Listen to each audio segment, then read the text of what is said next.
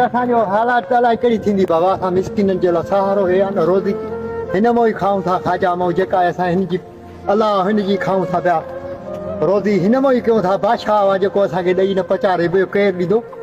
इहो त चऊं वतन में क़ौम जे करे जॾहिं जॾहिं बि जंग छिड़े, शिकस्त साम्राज थे, पोइ राइफलुनि खे यार भरे, असांजे इश्क प्यार ते, असांजे मड़ मज़ार ते पचार पेरड़ा भरी, इन्ही राइफलुनि मंझा पचार दद का करे, ख़ुशी जी का ख़बर ॾिजो, असां ॾे का नज़र कजो, असां ॾे का नज़र कजो। यानी मुल्क के गैर आबाद इलाकों को आबाद करके गैर मुल्क की कंपनियों और इधर सिविल मिलिट्री ब्यूरोक्रेसी की कंपनियों के हवाले सिंध का पानी कर दिया है। वो आबाद तो होंगे, वो हो सकता है अरबों भी कमाएं, लेकिन सिंध के करोड़ों लोग दरबदर होंगे। अपने सदियों से जिन घरों में रहते हैं वो इधर से डिस्प्लेस होंगे। हमारी कोस्टल बेल्ट के खाली होगी, ह्यूमन इंसानों से खाली होगी, उसको बेचेंगे। हमारा दारुल हुकूमत जो 2 करोड़ से ज्यादा आबादी रहती है, कराची शहर, वो प्यासे मरेंगे। यह काजी कादिर से महरान जे मया करे त सागर सहे न सट, यूं पिरा सिंधी गालड़ी रहे न अंदर घट। काजी कादिर ते तो जॾहिं न सिंधू मौज करे थो, तॾहिं हिन जो मुक़ाबिलो समुंड बि करे नथो सघे। का काम इसने शुरू किया, उसके बाद पाकिस्तान का सब कुछ ये लेके गए, अब कुछ नहीं बचा। ये एक मक्कर है। हम समझते हैं पीपल्स पार्टी ये मक्कर कर रहे हैं।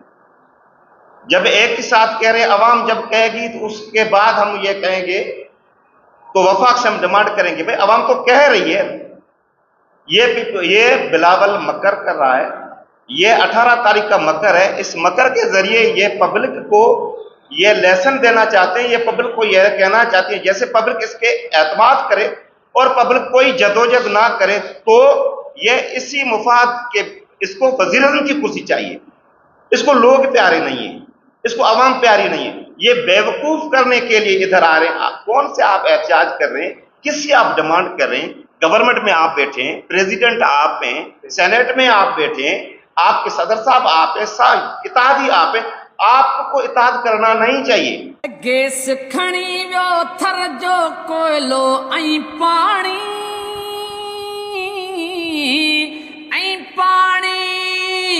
गैस खणी व्यो थर जो कोयलो ऐं पानी, जर सुकी व्यो फुटंदो कीअं गाह मिठा, मूंखे बचायो सारे थो दरियाह मिठा, गैरत कर उथ गैरत कर ओ भाव मिठा, मूंखे बचायो सारे थो दरियाह मिठा। अदा सिंधी सब क्यों सुजागी अदा सुमण जो वक्त ना है ही, धरन घेरो कयो सिंध ते, धरन घेरो कयो सिंध ते, मुड़न जो वक्त ना है ही। खदड़ो फ़कीर जॾहिं थिए थो, माण्हू सुंड थिए थो, इम्पोर्टेंट थिए थो, नामर्द थिए थो, उन में हुनजो ॾोह कोन्हे। उन जी फिज़िकल बायोलॉजिकल जिस्मानी साख़्त मजबूर थी करे जो हू ॿियो खदड़ो फ़कीर थियो वञे, या इम्पोर्टेंट थियो वञे, या नामर्द थियो वञे, या माई सुंड थियो वञे हिकिड़ी एज खां पोइ, उन में हुनजो ॾोह कोन्हे। जिस्मानी बनावट अहिड़ी आहे, कुदरत मां तरफ़ां आहे।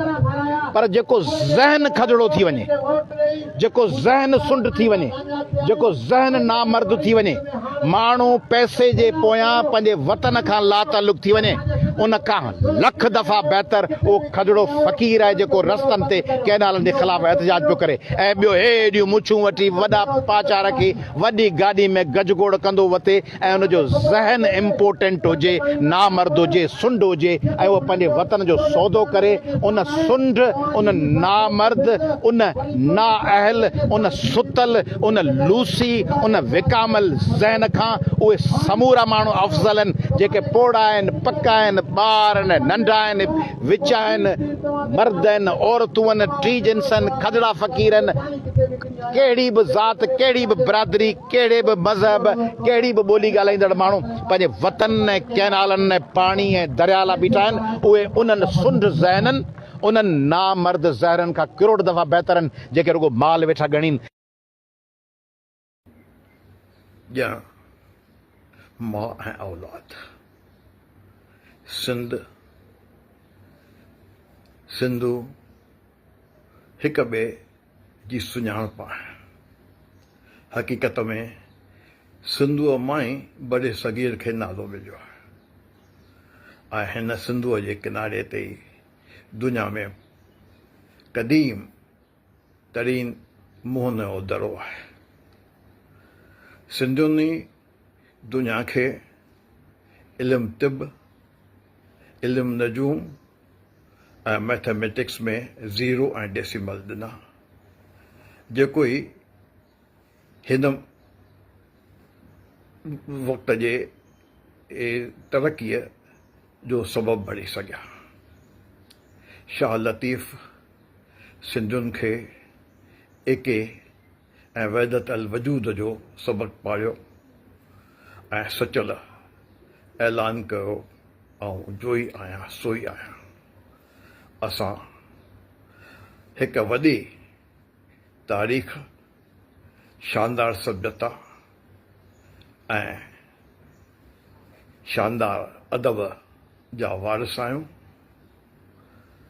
सिंधियुनि जी सुञाणप रेड इंडियंस वांगुरु ख़तमु नथी करे सघिजे। इहो ज़रूरी आहे त हाणे जेके बंद ठाहिण जी ॻाल्हि कई वई आहे उहा ॻाल्हि छॾे ॾिजे। सिंध जो वहिकिड़ो जेको वहे थो उन जो रख फेरणु छॾे ॾिजे,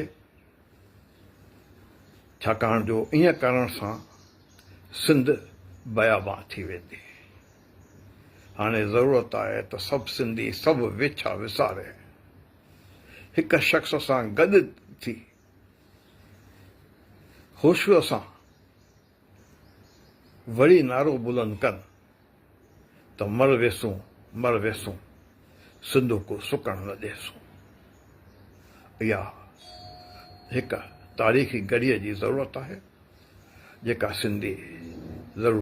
हा त जेकॾहिं इहे हफ़्ते जे अंदरि कैनाल जो नोटिफिकेशन वापसि न वरितो त जेका गैस फील्ड आहे एशिया जी वॾे में वॾी घोटकी जी आयल एंड गैस फील्ड कादरापुर, त उन कादरपुर वारी गैस फील्ड जी जेका मेन लाइन आहे उहा बंदि कंदासीं ऐं सांगर जी जेका गैस लाइन वञे पई घोटकी ज़िले में क्रॉस पई करे उहा बि बंदि थींदी।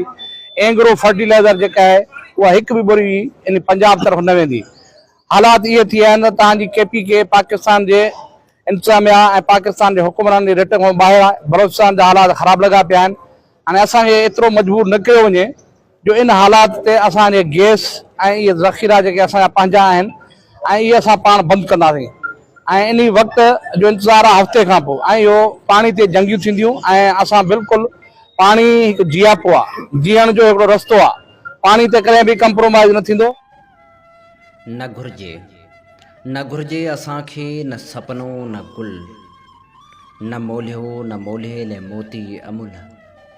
फ़क़्त जल सजल को अमर जल, सिंधु में पाणी उहाई कहाणी।